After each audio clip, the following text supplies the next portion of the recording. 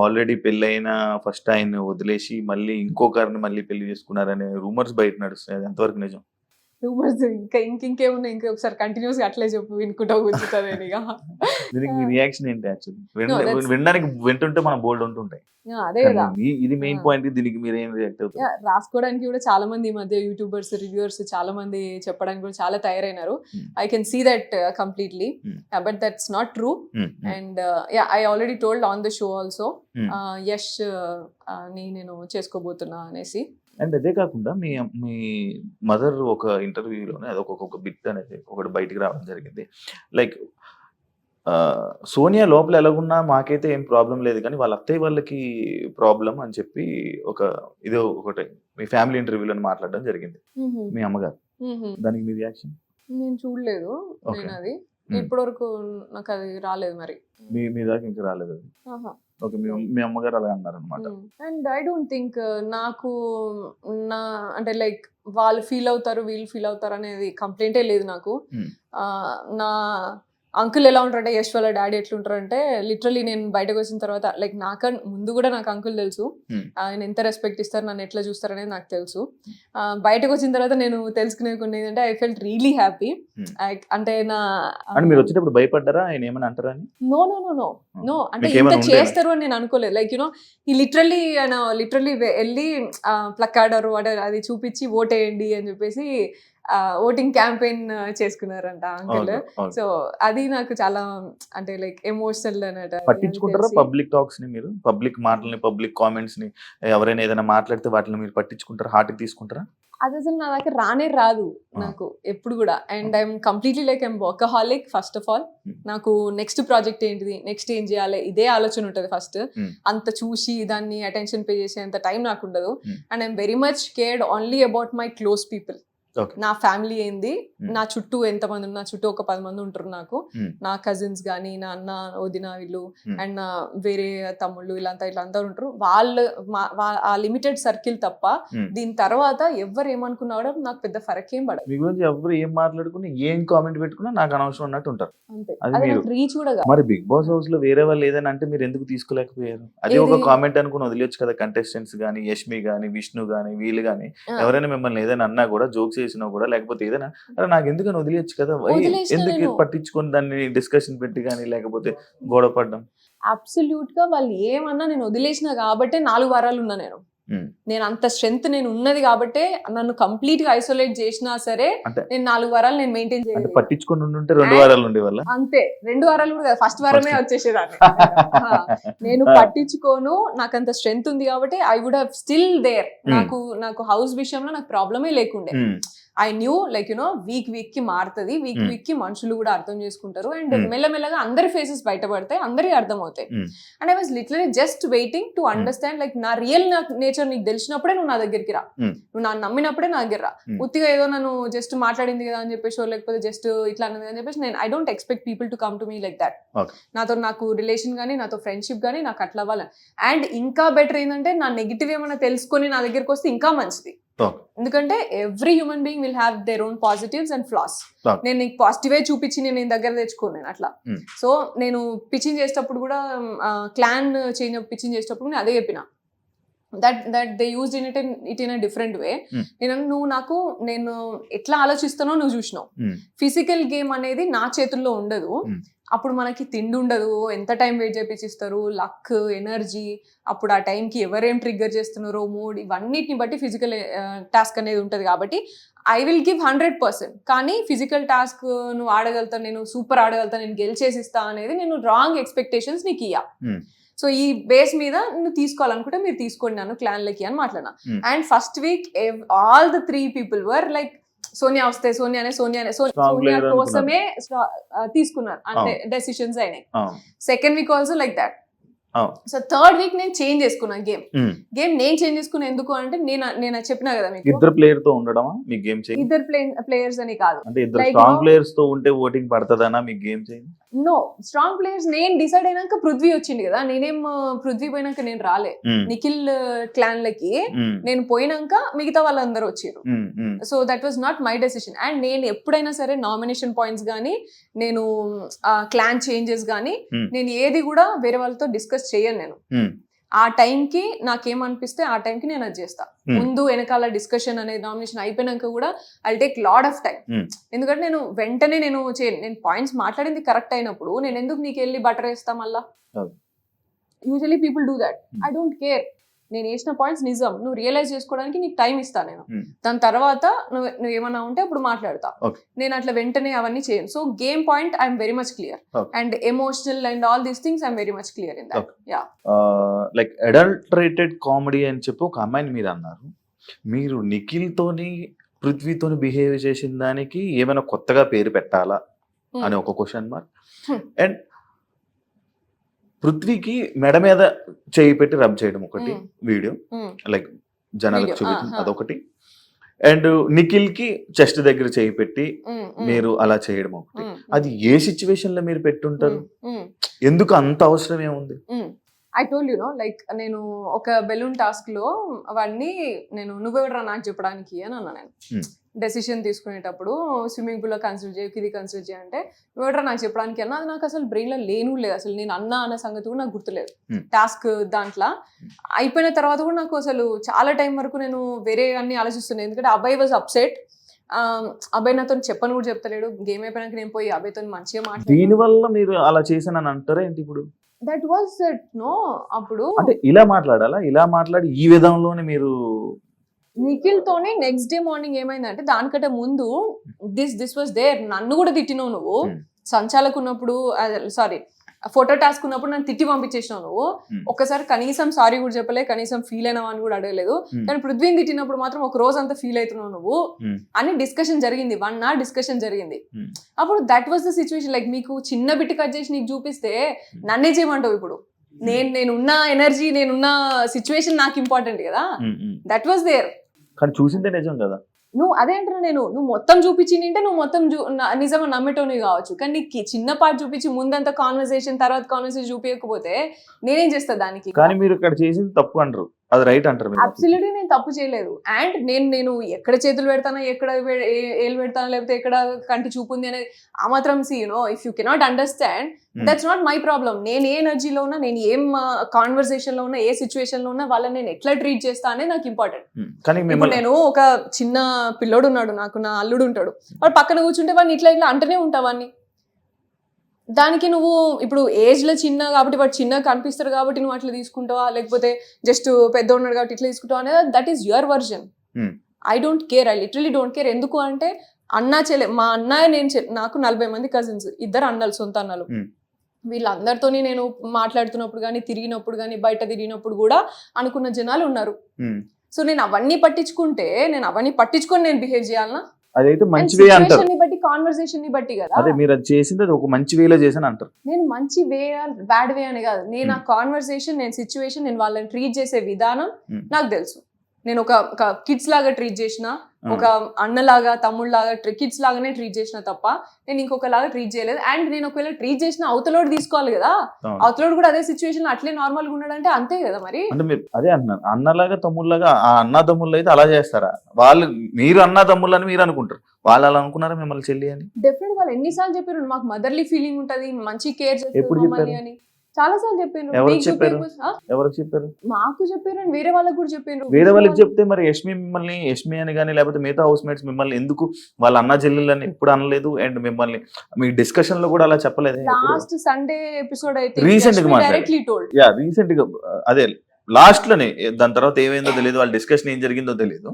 కానీ ఈ నామినేషన్ అయిపోయిన తర్వాత వచ్చిన డిస్కషన్ కదా ఇది, అన్న చెల్లెళ్ళు అని కానీ లేకపోతే ఇది నామినేషన్ అయిన తర్వాత డిస్కషన్ వచ్చినప్పుడు అయితే మాట్లాడినారు వాళ్ళు. నా ఎదురుగా కూడా ఎప్పుడైనా సరే నువ్వు ఏదో పెద్దమ్మలాగా నానమ్మలాగా ట్రీట్ చేస్తావు వాళ్ళని ఊరికనే ఇలా అని మాట్లాడింది తప్ప నా ముందు, నా ఎదురుగా, నా వెనకాల ఏం మాట్లాడిననే నాకు తెలియదు Shiva. And I absolutely don't care about it. నేను చెప్పిన నా ముందు దమ్మున్నోడు ఎవడైనా నా ముందు వచ్చి మాట్లాడినప్పుడే నేను మాట్లాడతా ఏదైనా. సో వెనకాల జరిగినాయి అని నాకు అస్సలే ఫరక్ పడాయి. And that's what I'm telling about the negativity also. And నా ముందు నాకు మాట్లాడేటప్పుడు కూడా ఎవరైనా సరే, Vishnu also told told they have a great bonding, I'm grateful for that sir అని చెప్పేసి చెప్పింది సాటర్డే ఎపిసోడ్ లో. And Yashmi also declare that ఆమె ఒక బ్రదర్ అండ్ సిస్టర్ లాగా అడ్వైస్ ఇస్తుంది, కానీ వాళ్ళు ఎట్లా తీసుకుంటారు అనేది వాళ్ళ ఇష్టం సార్. అది దాన్ని హౌస్ మొత్తము రాంగ్ గా ఇంటర్ప్రిట్ చేసుకుంటున్నారు అని చెప్పింది, ఆమె క్లియరెన్స్ ఇచ్చింది. ఆబ్వియస్లీ అనుకుంటారు, ఎందుకంటే మీరు అబ్బాయిలతో ఉన్నారు, అమ్మాయిలతో ఏ అమ్మాయితో లేరే. నేను అబ్సల్యూట్ గా అందరం అమ్మాయి, నైనికాతో ఉన్నా, నేను నార్మల్ గా మాట్లాడడం కాదు కదా ఉండడం అంటే. మాట్లాడడం అంటే నైనికాతో ఐ షేర్ ఎ గుడ్ ఇప్పుడు మనం ఇంతసేపు మనం డిస్కషన్ చేసాం, ఒక అమ్మాయితో మీ బాండింగ్ చెప్పారా? నువ్వు అడగలేదు, క్వశ్చన్ అడగలేదు. ఆల్రెడీ చెప్పారు, నాకు సీతతో బాండింగ్ ఉండేది, మధ్యలో పోయింది కానీ చెప్పారు, కానీ ఇంకొకరు చెప్పలేదు. ప్రేరణ గురించి చెప్పిన, యష్మి గురించి చెప్పిన, ప్రేరణ గేమ్ గురించి చెప్పారు, ప్రేరణ గేమ్ గురించి చెప్పారు, ప్రేరణ చెప్పారు. ప్రేరణ వాస్ దేర్, ప్రేరణతో మంచిగా ఉండే, నేను క్లాన్ చేంజ్ అయినప్పటి నుంచి మాకు డిఫరెన్సెస్ వచ్చినాయి. అదే అన్న, అదే ప్రతి ఒక్క అమ్మాయితో డిఫరెన్సెస్ వచ్చాయి, కానీ నిఖిల్ పృథ్వీతో డిఫరెన్సెస్ లేవు కదా, వాళ్ళు కలిసే ఉన్నారు కదా, బరాబర్ ఉన్నాయి. ఎందుకు లేవు డిఫరెన్స్? వీళ్ళతో వెళ్ళి బతిమాలినట్టు వెళ్ళి ఆ అమ్మాయిలతో బతిమాలలేదు కదా, అమ్మాయిల దగ్గరికి వెళ్ళి బతిమాలలేదు కదా. లైక్ వీళ్ళకేమో ఇలా బుజ్జగించి వీళ్ళకి ఒక్కొక్కటి ఎక్స్ప్లెయిన్ చేశారు, పక్కన కూర్చోబెట్టుకుని ఒళ్ళో పడుకోబెట్టుకుని, బట్ అమ్మాయిలకి అలా చేయలేదే. ప్రేరణకి నీకు నేను ఎక్స్ప్లెనేషన్ ఇచ్చింది మీకు కనవలే కావచ్చు, మీరు చూసుకోలేదు. నేను ఎన్నోసార్లు ప్రేరణ దగ్గరికి వెళ్ళి I miss you Prerana, I miss you Prerana అని చెప్పేసి లిటరల్లీ ఒక 4 సార్లు అన్నా నేను పోయి. మేకప్ నాకు మామూలుగా సాటర్డే ఆమెనే చేసి రెడీ చేస్తుంది, అప్పుడు కూడా పోయి నేను I miss you so much Prerana, నాకు ఎందుకో నువ్వు తెలియదు, నువ్వు ఎట్లానో అని చెప్పేసి కూడా అన్నా. అండ్ యష్మితో కూడా మాట్లాడా నేను ఈ విషయం, ప్రేరణ ఎందుకు అట్లా గిచ్చికాయ పెట్టుకుంటాను నువ్వుకే ప్రతిదానికి, చిన్న విషయానికి పొద్దు నుంచి అని. గిచ్చికాయ అంటే లైక్ ఏదో ఒకటి ఇట్లా అనడం అన్నట్టు, ఇట్లా అది జనరల్ గా యూజ్ చేస్తాం తెలంగాణలో, మామూలుగా వాడతాము. షీస్ లైక్ క్లాన్ చేంజ్ అయినప్పటి నుంచి ఇలా నేను టీ పెట్టుకుంటున్నప్పుడు కూడా టైమింగ్ ఇస్తారు, మాకు టైం ఉన్నది మీకు తెలుసు కదా, టైమర్. సో ఆ టైమర్ ప్రకారం పెట్టుకుంటున్నప్పుడు మా టైం మాకు రన్ అవుతుంది, తొందరగా పెట్టుకోండి ఇంకెంతసేపు ఇట్లా అని అంటున్నాయి. ఎందుకు మాకు ప్రెషర్ అవుతుంది, ఇచ్చిన టైంలో ఆల్రెడీ మేము ఫినిష్ చేయాలా, టీ పెట్టుకోవాలా, తక్కువ టైంలో ప్రెషర్ అవుతుంది కదా ప్రేరణ, పోయి కూర్చో అని చెప్పేసి అన్నా. తీసుకోకు ప్రెషర్ అయితే అని చెప్పేసి అన్నా. సో అట్లాంటి చిన్న చిన్న విషయాలలో, అండ్ ట్రే దగ్గర ఏదో చిన్న విషయాలలో గొడవ పెట్టుకుంటున్నప్పుడు నేను అన్నా. And also I went and said sorry to Seethu, and ప్రేరణని హక్ చేసుకుని ఐ మిస్ యూ ప్రేరణ అని చెప్పేసి చాలాసార్లు అన్నా. అండ్ టాస్క్ లో మాట్లాడుతున్నప్పుడు కూడా ఆమెను ఎంకరేజ్ చేసిన, తాళీ టాస్క్ అప్పుడు కూడా ఆమె వచ్చి నాతో మళ్ళీ మంచిగా మాట్లాడింది. ఇవన్నీ మీకు చూపించకపోతే నన్ను ఏం చేయమంటావు Shivu? I had good journey, that's what I'm telling, with everybody I had a good journey. And యష్మితోని కూడా నేను అదే చెప్పిన, ఫస్ట్ చెప్పేటప్పుడు కూడా చెప్పిన, యష్మితోని 3rd వీక్ నుంచి we were very good and she started understanding more. Sonia నీ మీద హర్ట్ పెరుగుతోంది ఇట్లా అని కూడా అంత మాట్లాడింది, ఇవన్నీ మాట్లాడింది. అంటే ఇప్పుడు మీరు మాటలతో అండ్ యష్మి, అండ్ ఫస్ట్ లోనైతే అసలు యష్మి ఎవరికి బెడ్ షేర్ చేయకపోతుంటుండే, అట్లీస్ట్ ప్రేరణతో కూడా షేర్ చేయకపోతుండే. తర్వాత నాతోనే షేర్ చేసుకుందామా అంత, అంటే లైక్ నేను లేనప్పుడు ఏం మాట్లాడుతుంది అని విందామనేమో. కొంతమంది కొంచెం టైమ్ లో ఓపెన్ అప్ అవుతా ఉంటారు, కొంత టైం స్పేస్ అంతే, అది స్లోగా. మాటలతో సీజన్ గెలిచేద్దాం అనుకున్నారా అని అంటే దానికి మీరు ఆన్సర్? Definitely not. నేను అన్ని చేసిన, ఎక్కడ మాట్లాడాలి అక్కడ మాట్లాడినా, ఎక్కడ ఆడాలి అక్కడ ఆడినా. ఏం ఆడారు? నేను టాస్క్ అన్నా, first swimming pool was accidental, and then సంచాలకి ఇచ్చినప్పుడు సంచాలక్ ఫేర్ సంచాలక్ వాళ్ళే వచ్చి మరి సంచాలక్ అనేది ఒక టాస్కే కాదు, అది సంచాలకే పెద్ద టాస్క్, సంచాలకే పెద్ద టాస్క్, బట్ అది ఒక టాస్కే కాదు. నాకు తెలియదు మీరు ఎట్లా కన్సిడర్ చేస్తారో, కానీ ఇద్దరు టాస్క్ ఆడేదానికంటే సంచాలక్ ఉన్న పొజిషనే పెద్ద టాస్క్ నా విషయానికి వస్తే. బట్ అది కూడా చేసిన, అండ్ స్ట్రాటజీస్ చేసిన. First week what happened was, మాకు అంత టాస్క్లన్నీ కూడా రేషన్ టాస్క్లు.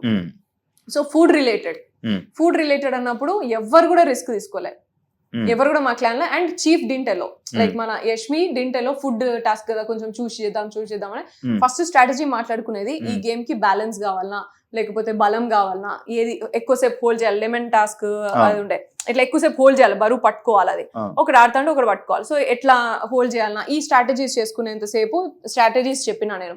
చెప్పిన తర్వాత దాన్ని బట్టి టాస్క్ ని బట్టి ఏది ఇంపార్టెంట్ అది చేసినాం. వీ డింట్ గెట్ ఛాన్స్ అక్కడ కూడా. ఏమైనా ప్రేరణ కూడా ఫీల్ అయింది, నేను కూడా ఫీల్ అయినా. ఓన్లీ థింగ్ నేను ఎందుకు అండర్స్టాండ్ చేసుకుని కామ్గా ఉన్నా, ఎందుకంటే ఫుడ్ టాస్క్ నిజమే, ఫుడ్ దొరకకపోతే ఇంకా కష్టం అవుతుంది అని. అండ్ దెన్ దాని తర్వాత వీక్ బాల్ టాస్క్ ఆడినా నేను, అండ్ ఎగ్ టాస్క్ నేనే డిఫెండ్ వరకు కూడా పోయి ఆడినా. And which was against my thing. నేను డిఫెండ్ అటాక్ చేయొద్దు, అట్లా ఫిజికల్ పోవద్దు అని అనుకున్నా సరే ఫిజికల్ పోయి మరి ఎత్తి పడేసిన అందరినీ అక్కడ కూడా. అండ్ క్యాబేజ్ టాస్క్ గెలిచిన, స్నేల్ టాస్క్ గెలిచిన. డిఫెండింగ్ లేకపోతే ఒకరిని తొయ్యడం, లేకపోతే స్ట్రాటజీస్ చెప్పడం, ఇది మీ గేమా లేకపోతే ఒక టాస్క్ ని గెలవడం గేమా అని మీరు ఈ రెండిట్లో మీరు ఏది గేమ్ అనుకుంటారు? అన్ని పార్ట్ ఆఫ్ గేమ్, అన్ని కూడా పార్ట్ ఆఫ్ గేమ్. కానీ అంత కంప్లీట్ చేస్తేనే గేమ్ కదా. అంత కంప్లీట్ చేస్తేనే గేమ్. నీకు ఆ టాస్క్ లో స్కోప్ ఉండాలి. ఇప్పుడు నాకు క్యాబేజ్ టాస్క్, స్కోప్ ఎవరు మనం తీసుకోవాలి. స్నేల్ ఉన్నది, that is very easy to say. Context ని బట్టి వాడాలి అది సెంటెన్స్. స్కోప్ ఆడొచ్చాను కాబట్టి చెప్తున్నా. అదే. సో స్నేల్ టాస్క్ ఉన్నది.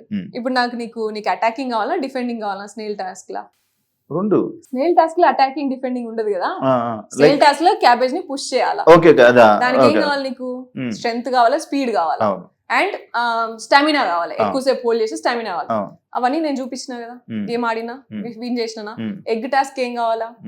అటాకింగ్ కావాలా, డిఫెండింగ్ కావాలా, ఫిజికల్ స్ట్రెంగ్త్ కావాలా, అండ్ టైమింగ్ కావాలా. ఎవరు ఎక్కడ వస్తానో అది చూపించినా నేను.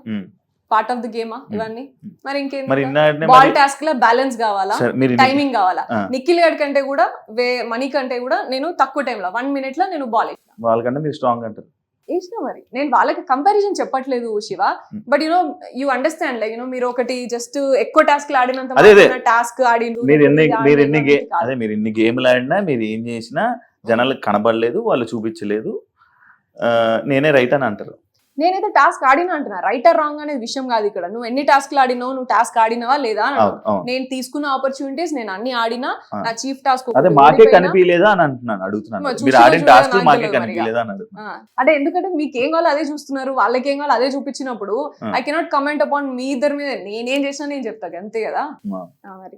అండ్ ఇవన్నీ కూడా చూసే ఉంటారు నాకు తెలిసి. నువ్వు చూడకుండా అయితే లేదు కదా. నువ్వు స్నేల్ టాస్క్ చూసి ఉంటావు, బాల్ టాస్క్ చూసి ఉంటావు, అండ్ స్ట్రాటజీస్ వేసింది ప్రాబబ్లీ నీకు అక్కడ కట్ ఏమైనా పడి ఉంటుంది. ఎందుకంటే చాలా సేపు స్ట్రాటజీస్ వేస్తాం కాబట్టి నువ్వు అన్నట్టు 1 hour ఎపిసోడ్ లో అందరినీ కవర్ చేయాలి కాబట్టి సోనియాని మాత్రం ఈ లెవెల్ లో కవర్ చేద్దాం, మిగతా వాళ్ళు మాత్రం ఇంతవరకే కవర్ చేద్దాం అని డిసైడ్ చేసుకుని కవర్ చేసి ఉంటారు. రీఎంట్రీ ఒకవేళ మీ రీఎంట్రీ ఉంటే వెళ్తారా వెళ్ళరా? నేను అదే చెప్తున్నా. నేను అనుకున్న బిగ్ బాస్ షో డిఫరెంట్, నాకు కనిపించింది డిఫరెంట్, చూపించింది. నేను బతికింది రైటే కానీ నువ్వు చూపించింది డిఫరెంట్. నేను ఏదో ఉంటే నువ్వేదో చూపిస్తా, నీకు నచ్చినట్టు నన్ను చూపిస్తా అంటే I'm not ready for that. Okay, ఒకవేళ మంచి చూపిస్తున్నారు, మీరు వెళ్తున్నారు అనుకోండి, పృథ్వీని నిఖిల్ పక్కన పెడతారా, మళ్ళీ వాళ్ళతోనే కలిసి ఉంటారా?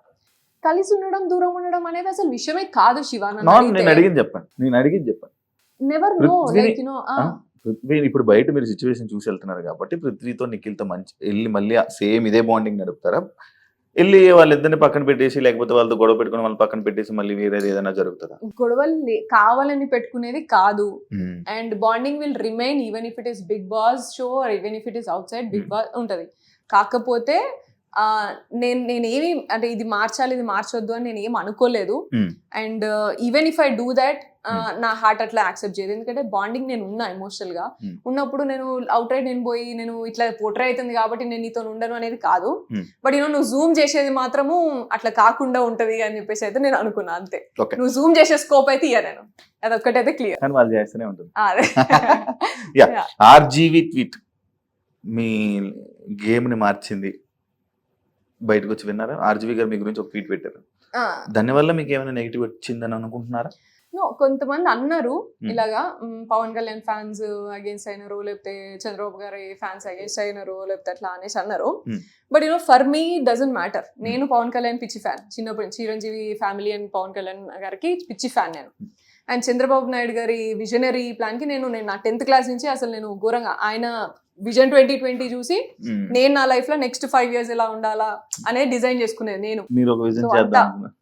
మీరు ఏదైనా ఒక విజన్ పెడదాం అనుకున్నారా? లైక్ రెగ్యులర్లీ నేను ప్లాన్ చేసుకుంటా. ఆయన దగ్గర నుంచి నేను పిక్ చేసుకున్నది అది విజనరీ 2020 అనే అట్లా ఆయన దగ్గర నుంచి నేను పిక్ చేసుకున్న క్వాలిటీ అది విజన్. లైక్ ఎవ్రీ 5 years నా ప్లాన్ ఏంటిది లైఫ్ లా అని చెప్పేసి నేను రాసుకున్నాయి. సో అంత ఇన్స్పిరేషన్ నాకు. అండ్ ఆర్జీవి గారు లెవెల్ నేను ఆల్రెడీ నేను చాలాసార్లు చెప్పిన. ఆయన ఫిలాసఫీ కానీ ఆయన మూవీస్ లేకపోతే ఆయన ఐడియాలజీకి కానీ నేను పెద్ద ఫ్యాన్ ఆయనకు కూడా.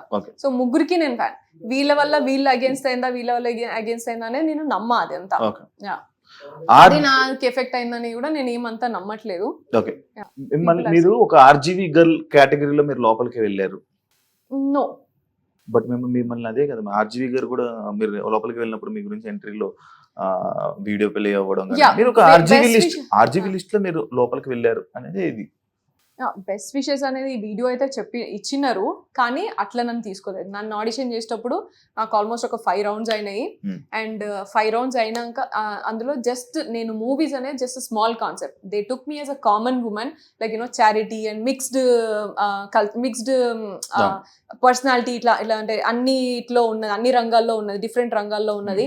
And also like common women లాగా తీసుకున్నారు. And they never spoke about my movies or all these things. RGV గారి వల్ల తీసుకుంటున్నాం అని కానీ ఎక్కడ కానీ అక్కడ ఏం రాలేదు అట్లా. మిమ్మల్ని రాధిక అని అన్నారు ఆడియన్స్, ఓకే, దానికి కామెంట్ ఏం మాట్లాడతాము అసలు ఇష్టం ఉన్నట్టు. అంటే లైక్ సీజన్ 7 లో ఒకరితో ఆడుకుంటే సీజన్ 8 లో అన్లిమిటెడ్ కాబట్టి అందరు అబ్బాయిలతో ఆడుకుంటున్న సోనియా, ఈ కామెంట్ కి మీ ఆన్సర్? అది చాలా బాగానే మాట్లాడుకున్నారు. And I mean you have all the freedom to talk anything. ఎందుకంటే ఇప్పుడు చాలా డిజిటల్ మీడియా ఇదంతా చాలా ఫ్రీ అయిపోయింది కదా అందరికి. అండ్ నేను ఇది కూడా విన్నా, చాలా మంది రివ్యూవర్స్ నా మీదే బతికేస్తున్నారంట, తమ్నైల్స్ తోని సోనియా అనే పేరుతోనే బతికేస్తున్నారంట. ఐ వుడ్ సే నా పేరు మీద ఇంతమంది బతుకుతున్నందుకు ఐఎమ్ వెరీ మచ్ గ్రేట్ఫుల్ అని అంట, అంతే. అంతకు మించి నేను దాని గురించి నేను కామెంట్ ఏం చేయాలి. వాడు తినేటప్పుడు వాడికి తెలుస్తుంది కదా, తినే మెతుకు ఏ పేరు మీద తింటాను, ఎందుకు తింటాను అనేది తెలుస్తుంది కదా. ఆ ఇంటిగ్రిటీ అది తెలిస్తే మంచిగా ఉంటది. ఒకటి ఉంటది కదా, ఎథికల్ అనేది, ఒక వాల్యూస్ అనేది ఉంటది కదా. సో అవి గుర్తు చేసుకున్నా సరే వాళ్ళకి ఎథికల్ వాల్యూస్ లేవంటారు. నేను లేవా ఉన్నాయా అనేది నా క్వశ్చన్ కదా, అది వాళ్ళకే వదిలేస్తాను నేను. అది నీకు ఉన్నాయా లేవా అనేది నువ్వే తినేటప్పుడు ఆలోచించుకో, ఎట్లొచ్చింది ఫుడ్, వచ్చింది అనేది. నా నెగిటివ్ గా మాట్లాడుకొని వీడియోస్ చేసి తమ్నైల్స్ చేసుకునే వాళ్ళందరినీ అంటున్నా నేను. నువ్వు ఉన్నది ఉన్నట్టు మాట్లాడుకొని, లేకపోతే లైక్ రెండు బ్యాలెన్స్డ్ గా అనాలిసిస్ ఇచ్చిన వాళ్ళు కూడా చాలా మంది ఉంటారు. లైక్ చాలా తక్కువ, లైక్ కొత్త రివ్యూవర్స్, అసలు ఏం ఎక్స్పీరియన్స్ లేకుండా మాట్లాడిన రివ్యూవర్స్ ఉన్నారు కొంతమంది. మంచి అనాలిసిస్ ఇస్తున్నారు వాళ్ళు, మంచి అనాలిసిస్ ఇస్తున్నారు. అండ్ ఆల్సో లైక్ అందరి గురించి అనాలిసిస్ ఇస్తున్నారు. అండ్ తమ్నైల్స్ ఏది అనాలిసిస్ ఇచ్చినా తమ్నైల్ వచ్చి సోనియానే ఉంటుంది, లేకపోతే సోనియా పేరే పడుతుంది అనేట్టు కాదు కదా. టాపిక్ రిలేటెడ్ గేమ్ ఉంటే అది చేసే వాళ్ళు కూడా చాలా మంది ఉన్నారు అలాగా. ఇప్పుడు దాకా గంట సేపు మీరు చెప్పింది నేను విన్నా, ఆడియన్స్ కూడా వింటున్నారు. వాళ్ళకి ఇప్పుడు ఆల్రెడీ ఒకటి వచ్చి ఉంటుంది మైండ్లో, మీరు ఏం మాట్లాడారు, ఏం జరిగింది లోపలనే క్లారిటీ ఆడియన్స్కి వచ్చిందని నేను అనుకుంటున్నా. నాకైతే కొంచెం క్లారిటీ వచ్చింది. ఒకనొక టైంలో స్టార్టింగ్లో నేను మీకు సపోర్ట్ చేశా, ఇక బాగా మాట్లాడుతుంది, వాయిస్ బాగా రైజ్ చేస్తుందని అని నేను ఒకనొక టైంలో అనుకున్నాను. ఒకనొక టైంలో కూడా ఇలా కూడా నేను అనుకున్నాను. కాబట్టి నాకు ఇప్పుడు కొన్ని నాకు అర్థం అయ్యాయి. కాబట్టి ఆడియన్స్ కూడా ఈ ఇంటర్వ్యూ అంతా చూసాక ఒక క్లారిటీ వచ్చి ఉంటుంది. కాబట్టి ఫైనల్గా మీరు ఆడియన్స్కి ఏం మాట్లాడాలనుకుంటున్నారు, ఏం చెప్పాలనుకుంటున్నారు? Thank you Shiva, thanks for this interview first of all for you. And audience thank you so much for voting and support చేసినందుకు thank you so much. 1 month ఉన్నా అంటే కూడా అది మీరు సపోర్ట్ చేసినందుకే డెఫినెట్గా. అండ్ హేటర్స్ అందరికీ కూడా థ్యాంక్ యూ సో మచ్. నా లైఫ్లో నాకు ఏం ప్రయారిటీస్ అండ్ ఎవరు ఉంటారు నాతోని ఇటువంటి టైంలో అనేది నేను ఇప్పుడే తెలుసుకున్నా చాలా క్లియర్గా. ఈ బిగ్ బాస్ తర్వాత మీ వల్లనే స్పెసిఫిక్గా. So thank you so much. దానికి కూడా ఎవరు ఉండరు అనేది ఇప్పుడే అర్థమవుతుంది కదా. లేని వాళ్ళు ఉన్నట్టున్నారు అయితే ఎవరు. హేటర్స్ అందరికీ కూడా thank you so much. And cheers. Thank you Soni గారు ఇంటర్వ్యూ ఇచ్చినందుకు. ఇంకా మీరు మంచి ఆపర్చునిటీస్ మీరు ఏమనుకుంటున్నారు అది సక్సెస్ అవ్వాలని మనస్ఫూర్తిగా కోరుకుంటూ థ్యాంక్ యూ సో మచ్. చూసారు కదా ఇంటర్వ్యూ. ఇంకో గెస్ట్తో మళ్ళీ కలుద్దాం. అంతవరకు